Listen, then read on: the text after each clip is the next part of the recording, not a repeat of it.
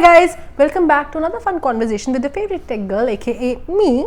And in this video, we're going to be talking about one of the most important interview questions that happen in product management interviews, which is the RCA based question or root cause analysis.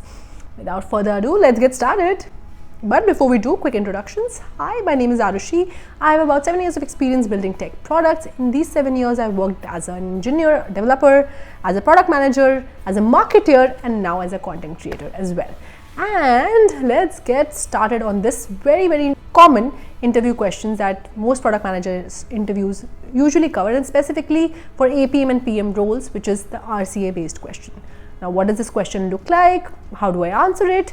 This video will answer all of that. So let's first start with the structure of this video. First, I'll tell you what is the examiner expect or the interviewer expecting from this question. What is it that they want from you? And in the part 2, we'll do a sample question between you and I. So let's get started. So now the first thing, what is the interviewer really seeking? The interviewer is seeking your ability to break through problems, simplify the structure, and try to get to the bottom of it. Well, that's a lot of words. But in short, a product manager in his day-to-day really does a lot of this. It's possible that some numbers go down and they want to understand why they've gone down, and they'll play detective and so on. And then such a day-to-day thing for a product manager, it becomes imperative that we test on this.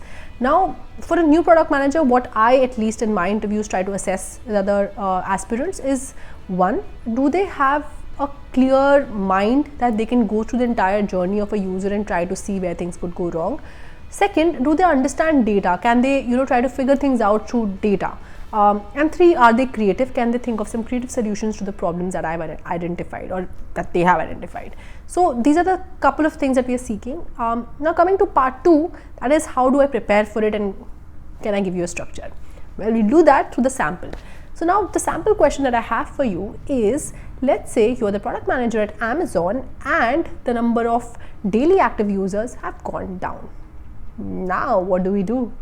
So the first thing first, in the structure, the first thing is asking clarifying questions. So what could be the clarifying questions on this one? Question number 1 could be, what do you mean by daily active users? Can you give me the definition of it?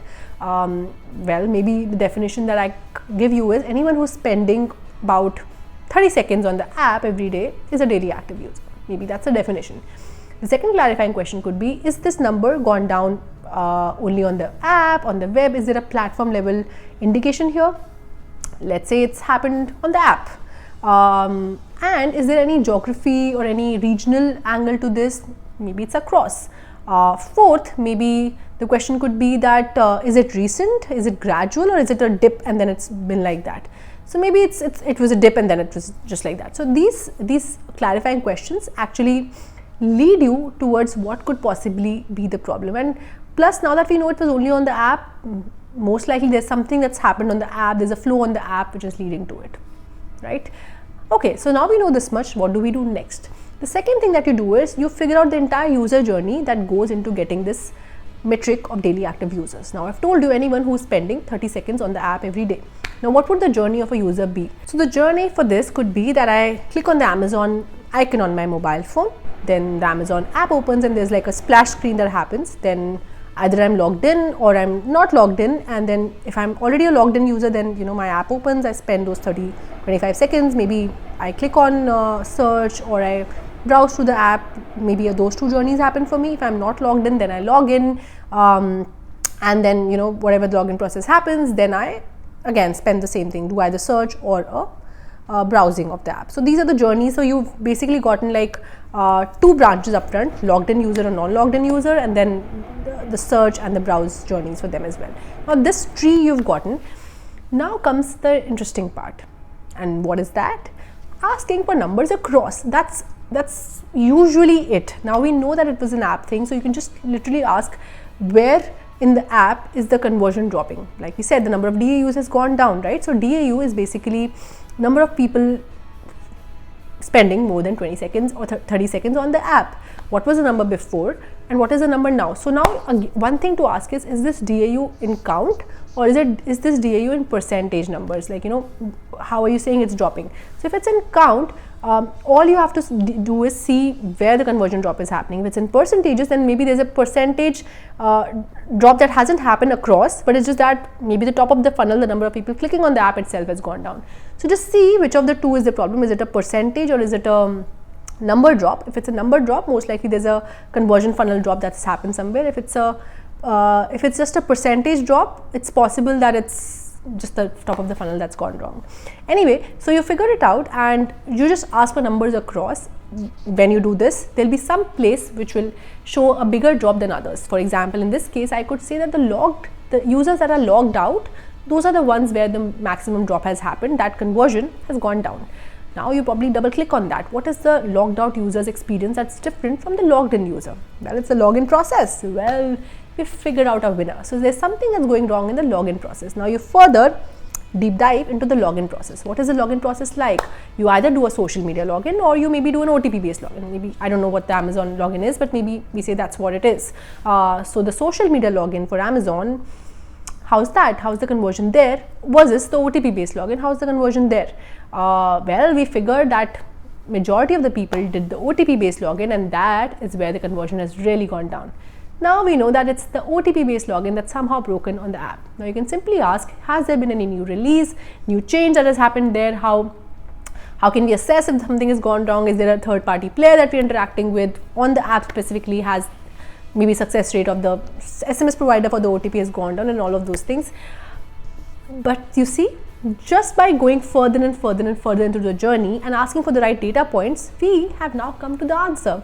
It's the login experience and the OTP process in that, and maybe something to do with the SMS provider, that has led to this drop. We figured out the issue. Now is the point to suggest solutions. Maybe the solutions could be that we get a new provider, maybe we remove the OTP process completely and move to the social. But if more people are using OTP than social, maybe we could do email based login and so on and so forth. Maybe you could also do a face based, a bio login as well. So, whatever. Suggest maybe 3 possible solutions. 2 of them can be something that's more simple to do, or more normal answers, and then one should be like a moonshot, which is a more creative answer to the problem, which is more innovative as well. So that's how you should end the interview. Again, at this point, maybe you can ask the interviewer if there's anything else that they want you to cover, or if there's anything that you've left behind. Maybe there were a few other cases which you could have covered. Ask them for certain signals and they'll give you that, and you can end the interview and you've nailed this one. I can give you that guarantee. So with this, we've given you the structure for answering the RCA based question. I'll repeat it. The first thing is to ask clarifying questions. Specifically in the clarifying questions, ask for the formula of the main metric that has gone down. So for example, in this case, we asked for the formula of DAU. Once you've covered all the clarifying questions, then you go through the journey that someone would have to get to that metric. Once you've gone that, ask for conversion numbers across the journey. Somewhere you'll see the drop, double click over there, go through the journey minutely, in depth, and you, my friend, will get the answer. So that is it. That is the structure you need to follow for the RCA based question. And with this, we end this video. If you like the content, please like the video and subscribe to the channel and share it with your friends who are in the same boat as yourself.